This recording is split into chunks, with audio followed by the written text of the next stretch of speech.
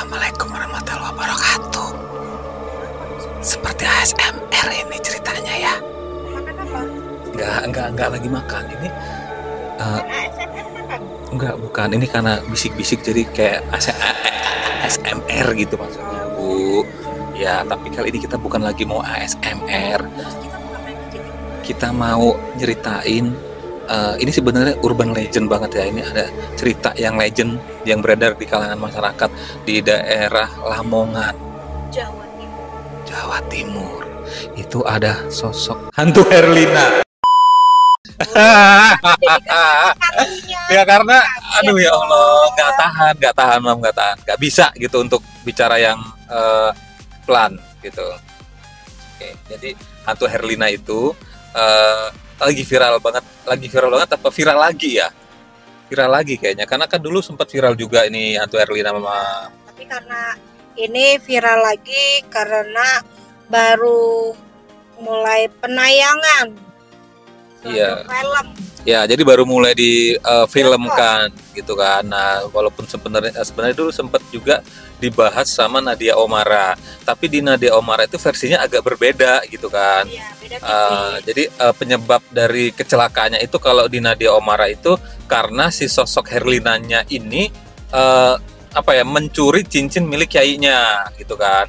Tapi pas di filmnya ini, di film yang kemarin kita tonton itu si Herlina itu lari kecelakaan karena dia dibully sama teman-temannya gitu kan. Oke, ini Karena waktunya teman-temannya kesel, dia kan murid baru, belum adaptasi, belum terbiasa dengan kebiasaan di sana, jadi sering terlambat gitu. Jadi kan dihukum sama uminya. aduh, jadi ini adalah waktunya time to review movie. Film Indonesia karya sutradara atau produser Indonesia yang emang spesialis di film horor ya. Pokoknya kalau udah bikin film horor ya nggak pernah gagal gitulah ya. Kayak film Jelangkung segala macam itu. Nah, ini mengangkat kisah tentang sosok hantu Herlina yang berasal dari pondok pesantren di Jawa Timur ya. Katanya sih kisah nyata ya. Kisah nyata, legend gitu, katanya kisah nyata gitu. Jadi awal ceritanya gimana sih Mam kalau yang versi film ini Mam, review film ini Mam?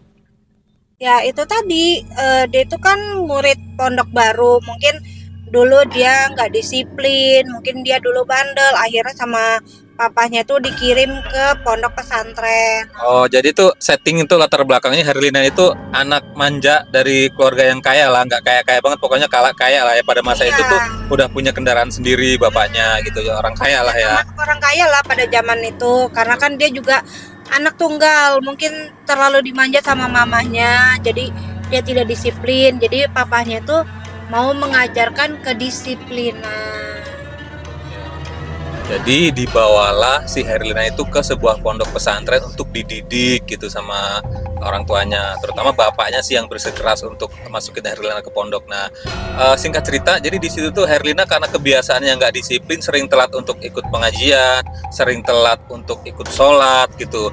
Nah, itu nyebabin teman-temannya itu dimarahin satu kelas dimarahin. Jadi dari teman-temannya itu dapat penalti, dapat hukuman dari guru-guru di pondok itu, akhirnya Bersih-bersih. ya pokoknya dapat hukuman lah ya, dan itu dari catatan tersendiri sampai orang tuanya itu tahu kalau anaknya itu ada catatan pernah dapat hukuman ini. Nah, jadi ketiga temennya itu nggak terima dong. Iya. Nah, kenapa gue dapat penalti, kenapa orang tua gue sampai tahu, sampai gue dimarahin sama orang tua gue gara-gara kelakuan Herlina yang telat, kita semua kena marah, kita Iya. semua kena hukuman gitu. Iya. Ya kan? Tuh, terus akhirnya gimana Mam dari awal situ Mam? Ya, terus teman-temannya kan pada kesel. Nah, tapi Herlina punya satu sahabat, teman kamarnya, dia baik banget. Terus waktu suatu hari itu dia dihukum untuk beres-beres. Teman-teman yang tiga itu udah kesel banget kayaknya ya, nggak mau dia untuk beres-beres, terus nyamperin si Herlina di toilet lagi bersih-bersih sama sahabatnya. Nah, disitulah terjadi tindakan pembulian tersebut. Belum. Iya dong. Belum dong. Oh, diintimidasi dulu. Iya, Iya, diintimidasi. benar. Terus kan jadi ada banyak tuh tadinya di ruang toilet tuh yang lagi bersih-bersih, dipengaruhi teman-teman yang lain untuk keluar. Biarkan aja dia yang ngerjain semua, orang yang dihukum kok kita yang kena, katanya gitu. Tapi sahabatnya itu tidak mau, yang baik itu. dia tetap membantu gitu. Terus akhirnya nggak selesai di situ, itu pembuliannya terjadi di lokasi lain, di tempat lain, sampai ada kejadian pembulian fisik, penyiksaan secara fisik juga sama teman-teman yang 3 orang itu kan. Nah akhirnya karena Herlina nggak tahan, dia kabur melarikan diri keluar dari lingkungan pondok, akhirnya terjadi kecelakaan itu. Dan yang paling plot twist di sini nih Mam, yang paling plot twist dan paling miris ya, itu yang nabrak Herlina itu adalah ibunya sendiri gitu. Sumpah itu plot twist banget ya. Karena si ibunya itu kan sebelumnya siangnya itu datang ke pondok pesantren ngobrol sama Herlina, bilang kalau anaknya mengeluh kalau di situ kasurnya nggak nyaman, selimutnya nggak nyaman. Jadi ibunya yaudah nanti malam mama anterin selimut sama kasur gitu loh nggak salah. Jadi mamanya tuh datang ke pondok nyetir mobil sendiri tuh mau nganterin selimut buat Herlina gitu. Nah pas malam kejadian itu Herlina lagi melarikan diri dari bulian teman-temannya, akhirnya ketabrak sama ibunya. Tapi yang anehnya ibunya nggak tahu kalau yang ditabrak itu Herlina, karena ibunya langsung lihat ke depan, Herlina itu udah terpental entah kemana gitu. Jadi nggak ngeliat Herlina, dia hanya melihat dia itu nabrak tumpukan kayu gitu. Nah itu yang paling plot twist sih. Nah jadi singkat cerita bapaknya itu nggak menginformasikan perihal meninggalnya Herlina kepada pihak pondok pesantren karena bapaknya itu udah terlanjur sakit hati banget, karena sebelum meninggal bapaknya itu melihat di tangannya Herlina itu ada luka, bekas luka yang bukan luka dari kecelakaan tersebut, kayak luka bakar gitu. Jadi si bapaknya tuh tahu kalau Herlina itu sebenarnya meninggal bukan karena sebab kecelakaan aja, ada sebab lain sebelumnya gitu kan. Nah akhirnya bapaknya memutuskan untuk menemui dukun dan meminta bantuan untuk dihidupkan kembali atau gimana, kayak iya pokoknya intinya dibangkitkan kembali jasadnya Herlina, entah itu masukin jin atau apa, untuk membalas dendam ke teman-temannya itu gitu. Siapa yang melakukannya kan bapak juga nggak tahu kan. Tuh. Nah akhirnya tiba-tiba nih suasana pondok lagi sedih, Herlina udah seminggu ya Mam ya, udah seminggu nggak masuk pondok, tiba-tiba yang paling mengejutkan Herlina tuh muncul datang ke pondok gitu. Karena nggak ada yang tahu, ibunya pun nggak tahu kalau Herlina itu balik ke pondok. Ibunya taunya Herlina sudah koma ya kan. Bapaknya ngomong balik ke pondok. Iya, tiba-tiba dikasih tahu ke ibunya kalau Herlina udah balik ke pondok loh. Kok udah balik ke pondok, emang udah sehat gitu kan. Nah, dari situlah awal kejadian aneh-aneh yang terjadi, kayak kesurupan, kayak teman-temannya tuh sering ngerasa terganggu oleh sosok Herlina gitu. Pokoknya di situ Herlina itu meneror teman-temannya yang melakukan pembulian tersebut, kecuali si Arun ya, Hanum yang nggak pernah melakukan tindakan jahat ke Herlina. Jadi dia kayak baik sih, tapi lama-lama akhirnya juga diganggu juga gitu loh, karena sebenarnya sosok yang masuk ke tubuhnya Herlina itu bukan Herlina, jin jahat ya kan, jin jahat yang balas dendam, diperintahkan untuk membalas dendam gitu, diperintahkan sama dukun itu untuk membalas dendam. Jadi visinya si jin itu ya cuma balas dendam gitu, nggak tahu itu sahabat atau apa gitu. Makanya tetap si yang baik itu tetap diganggu juga. Nah awalnya sih belum diganggu. Nah dari situ kan satu persatu yang melakukan pembulian tersebut mendapatkan teror oleh Herlina sampai akhirnya meninggoy. Ada 2 orang yang meninggoy, kan 3 yang ngebully, tinggal sisa 1. Nah sisa 1 akhirnya terselamatkan ya Mam, karena itu terbongkar ternyata itu adalah ulah dari Herlina itu. Dan para kiai juga di situ curiga gitu bahwa Herlina ini sebenarnya nggak biasa banget gitu, aneh kelakuannya itu, kayak bukan Herlina banget gitu.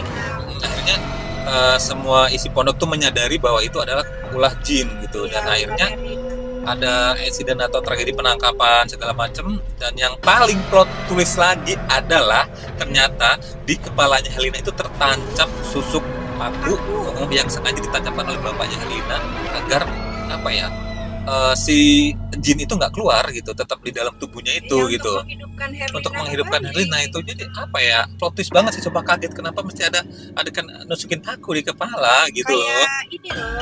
Kuntilanak gitu. Iya, kayak kuntilanak gitu. Ya akhirnya udahlah ya, itu singkat cerita udah keluar, sosok itunya udah keluar, Herlina yang asli juga udah tinggal jasadnya doang, udah meninggal. Dan di situ ibunya juga meninggal karena waktu itu celakain sama si jin itu kan Mam ya, waktu pas ditarik gitu loh sama sosok Herlina yang udah kerasukan jin itu. Akhirnya ibunya meninggal dan ya pondok menjadi baik-baik saja, adem ayem tentram, udah ketahuan itu bahwa itu kelakuan jin. Bapaknya pulang kembali ke rumah dengan kesepiannya, istrinya meninggal, anaknya meninggal, dan yang paling mengejutkan lagi ternyata ya Mam ya, sosok Herlina itu belum benar-benar selesai gitu ya kan. Karena bapaknya Ya, ya itu tadi yang gue bilang, karena kalau belum selesai jangan cabut paku ini gitu. Iya. Sebenarnya kan masih ada satu tuh yang selamat sih, si Dila ya. Siti atau Dila? Siti itu yang selamat. Sebenarnya kan 3 orang targetnya kan, 3 orang. Tapi ternyata Siti itu masih selamat dan paku itu udah dicabut sama bapaknya gitu kan, karena udah ngebunuh istrinya tadi kan.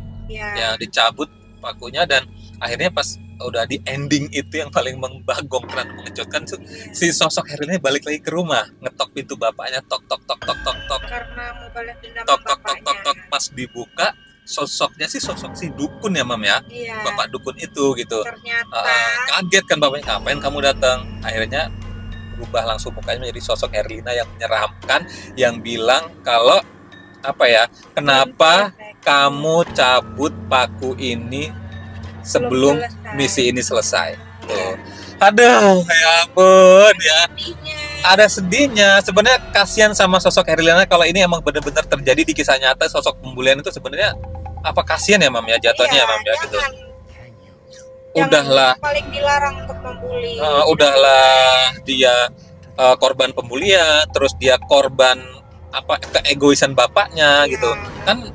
Nggak tenang sih jadinya, badannya diambil lagi, dimasukin jin segala macam, itu kan kayak keegoisan bapaknya, balas dendam bapaknya gitu kan. Kasihan si Herlinanya sebenarnya gitu.